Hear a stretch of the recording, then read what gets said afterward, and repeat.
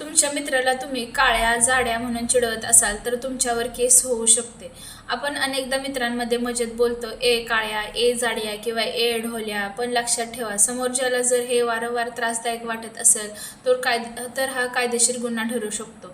भारतीय कायद्यानुसार मानहानी म्हणजेच डिफेमेशनची केस तुमच्यावर दाखल होऊ शकते. तसंच मानसिक छळ म्हणजेच हॅरेसमेंटची केस देखील तुमच्यावर होऊ शकते.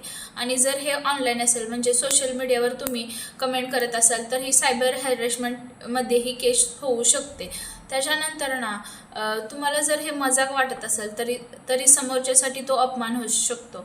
पण तुम्हाला असं वाटतं की आम्ही मित्रच आहोत, मजेत बोलतो, पण प्रत्येकाला मन असतं आणि हे काही त्यांची चुकी नसते. त्यामुळे नेहमी कोणालाही बोलताना विचार करून बोलत जावा. आणि हा व्हिडिओ अशा लोकांना शेअर करा जे जाडे आहेत, काळे आहेत, ढोले आहेत. धन्यवाद.